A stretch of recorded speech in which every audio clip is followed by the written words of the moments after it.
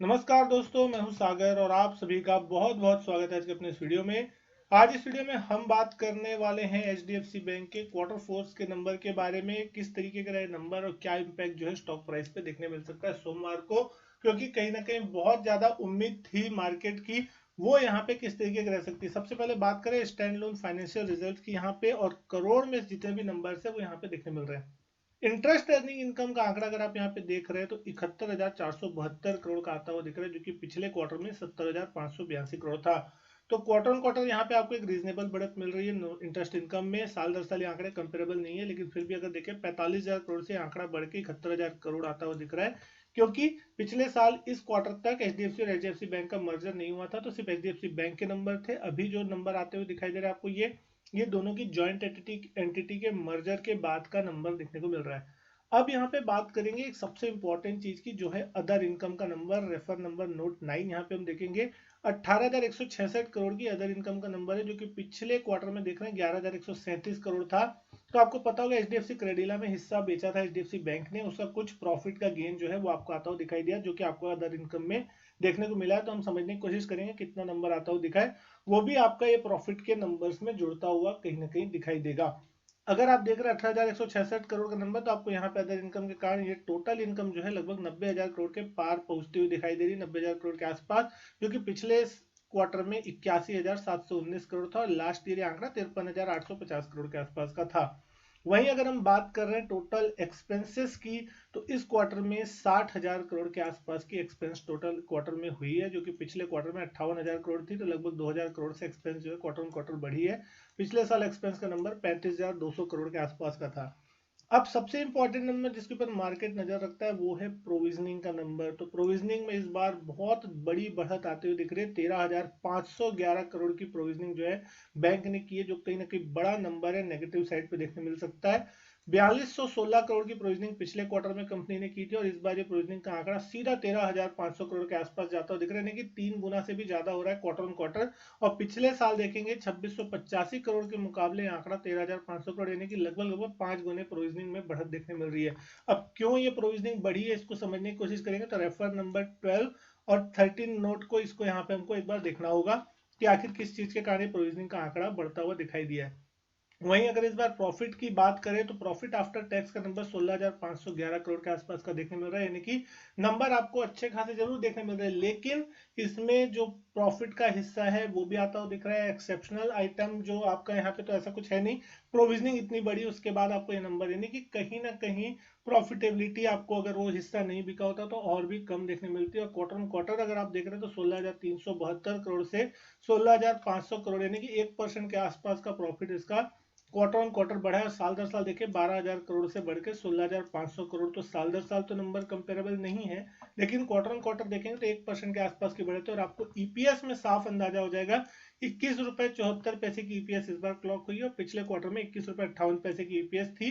और पिछले साल भी ईपीएस जो थी सेम क्वार्टर में वो 21 रुपए 60 पैसे थी। तो प्रॉफिट के नंबर को आप छोड़िए, ईपीएस के नंबर को ध्यान देंगे तो आपको समझ आ जाएगा कि पिछले साल के मुकाबले या पिछले क्वार्टर के मुकाबले ईपीएस में कोई खास बढ़त या घटाव देखने नहीं मिला है। बिल्कुल रीजनेबल रेंज के आसपास 21 रुपए 60-70 पैसे के आसपास ही, क्योंकि पिछले साल जब मर्जर नहीं हुआ था तो कंपनी के टोटल पेडअप इक्विटी शेयर जो थे वो 557 करोड़ शेयर थे, जो कि अभी अब मर्जर के बाद इसकी संख्या बढ़ गई है। 759 करोड़ शेयर कंपनी के हो गए पेडअप इक्विटी शेयर जो है। तो इस कारण से अगर मुनाफा बढ़ भी रहा है तो इक्विटी शेयर अगर ज्यादा हो जाते हैं तो ईपीएस आपका घट जाता है। ये चीज आपको देखने को मिल रही है साफ, और ईपीएस में यहाँ पे बढ़त नहीं आ रही है, और कहीं ना कहीं नंबर जो है थोड़े वीकर साइड में ही देखने को मिल रहे हैं। कैपिटल एडिक्वेसी रेशियो की बात करें तो 18.8% पे है। 18.39% जो था वो पिछले क्वार्टर में था, और 19.26% पिछले साल आपको कि सीएडी जो था कैपिटल एडिक्वेसी रेशियो जो था वो देखने को मिल रहा था। अब एक इंपॉर्टेंट नंबर जिसकी हम यहाँ पे बात करने वाले हैं वो है ग्रॉस एनपीए का, जो कि आता हुआ दिख रहा है 1.24% पे, जो कि पिछले क्वार्टर में 1.26% था। तो क्वार्टर ऑन क्वार्टर यहाँ पे एनपीए में इंप्रूवमेंट देखने मिली 2 बेसिस पॉइंट के। साल दर साल देखें 1.12% से एनपीए बढ़ के 1.24% पे आता हुआ दिख रहा है। नेट एनपीए भी देखिए 0.33% पे आया, जो कि पिछले क्वार्टर में 0.31% था। तो नेट एनपीए 2 बेसिस पॉइंट से बढ़ा है क्वार्टर ऑन क्वार्टर। साल दर साल देखें तो 0.27 से बढ़ के 0.33, 6 बेसिस पॉइंट की बढ़त है साल दर साल यहाँ पे। लेकिन अब हमको बात करनी है कि किस तरीके का डिविडेंड यहाँ पे जो है कंपनी ने पेश किया है। तो क्योंकि इस बार डिविडेंड आने वाला था, और इस बार कंपनी ने 19.5 रुपए पर शेयर का जो डिविडेंड है वो कंपनी ने दिया है। पिछले साल अगर आप देख रहे हैं 19 रुपए पर शेयर का डिविडेंड था, तो कहीं ना कहीं मार्केट इसी रेंज में मान के चलता है 19 से 20 रुपए के आसपास का डिविडेंड बैंक की तरफ से आ सकता है, वो आपको आता हुआ दिखाई दे रहा है। अब जो हमको एक देखने मिली थी अदर इनकम का नंबर, जिसको हमको पढ़ना था नोट नंबर 9 में, तो उसको आप यहाँ पे देख सकते हैं। यहाँ पे इस क्वार्टर में जो बैंक ने एचडीएफसी क्रेडिला फाइनेंशियल सर्विसेज में अपना जो हिस्सेदारी जो बेची थी, लगभग बेचा था, यहाँ पे आप देख सकते हैं 14 करोड़ शेयर लगभग जो थे ऑलमोस्ट बेचे थे 9,552 करोड़ रुपए के आसपास, जिसमें रिजल्टिंग गेन अगर हम देख रहे हैं 7,341 करोड़ का ऑलमोस्ट यहाँ पे होता हुआ दिखाई देता है। तो ये एक एक्स्ट्रा इनकम 7,300 करोड़ की जो है वो जुड़ती हुई दिख रही है। उसके बाद आपको ये नंबर देखने को मिल रहे हैं। साथ ही साथ अगर हम बात करें प्रोविजनिंग के, तो जो प्रोविजनिंग में एक बढ़त आपको देखने मिली बड़ी, उसमें आप देख सकते हैं कि नोट नंबर 13 आप यहाँ पढ़ेंगे। During the quarter and year ended 31st March 2024, the bank has made a floating provision of rate 10,900 crore in line with the board approved policy।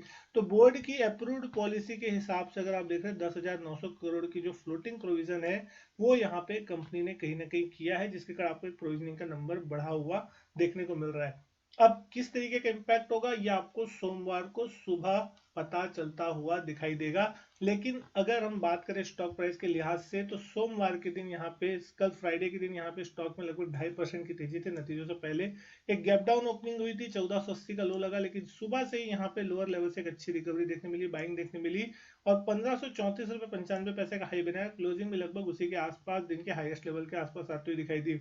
52 week range देखेंगे तो 1363 का 52 वीक लो लगा था जब यहाँ पे नतीजे खराब आए थे पिछले क्वार्टर के। उसके बाद तगड़ी पिटाई हुई थी और 1363 तक का लो लगा था, वहां से रिकवरी देखने मिली। लेकिन अभी भी ये 52 वीक हाई 1757 के लेवल से बड़ा नीचे कारोबार करता हुआ दिख रहा है। अब देखने वाली चीज होगी कि क्या सोमवार को यहाँ पे गिरावट आती है प्रोविजनिंग के नंबर और ये सारी चीजें देख के, या फिर प्रॉफिट के नंबर को मार्केट अच्छा समझ के एक तेजी देखने की कोशिश करता है। वॉल्यूम भी देखे लगभग 1,72,00,000 शेयर के आसपास के देखने को मिल रहे हैं और ये चीज जो है कहीं ना कहीं आपको बनती हुई दिख रही है। लेकिन अगर चार्ट्स पे हम देखते हैं, लेवल्स की बात करते हैं कि कौन सा लेवल इंपॉर्टेंट होगा, तो हमने देखा था पिछले क्वार्टर के जब नंबर आए थे तो 8-8 10% की एक बड़ी गिरावट जो थी आपको देखने मिली थी और स्टॉक लगभग 1680 रुपए के लेवल से टूट के सीधा 1400 के नीचे जाता हुआ दिखाई दिया था। अब इस पूरे क्वार्टर में अगर आप देख रहे हैं तो स्टॉक एक सस्टेन होने की कोशिश किया, 1380 रुपए के आसपास बेस बनाने के बाद स्टॉक में थोड़ी रिकवरी जरूर आई है। कल के दिन एक अच्छी रिकवरी बनती हुई दिखाई दी। तो कल के लिए मेक और ब्रेक लेवल की अगर मैं आपसे बात करूं एचडीएफसी बैंक की, जो सोमवार के दिन हो सकता है वो 1480 1485 का लोअर साइड का लेवल होगा। अगर उस लेवल के नीचे चार्ट पे जाता है तो आपको कहीं ना कहीं फिर आपको एक मुश्किल गहराती हुई दिखाई दे सकती है, उसके नीचे फिर स्टॉक में आपको गिरावट देखने मिल सकती है। लेकिन अगर ये स्टॉक 1550 1560 के लेवल को पार करता है ऊपर की तरफ और निकलने की कोशिश करता है, तो फिर कहीं ना कहीं ये स्टॉक एक बार 1600 रुपए की तरफ जाने की कोशिश कर सकता है, क्योंकि नंबर्स जो है उतने तोड़फोड़ नहीं है जितने मान के चल रहा था मार्केट। और कहीं ना कहीं नंबर्स में थोड़ी ना थोड़ी प्रॉब्लम तो देखने को मिल रही है। तो अब मार्केट के ऊपर डिपेंड करता है कि मार्केट नंबर्स को किस तरीके से लेता है।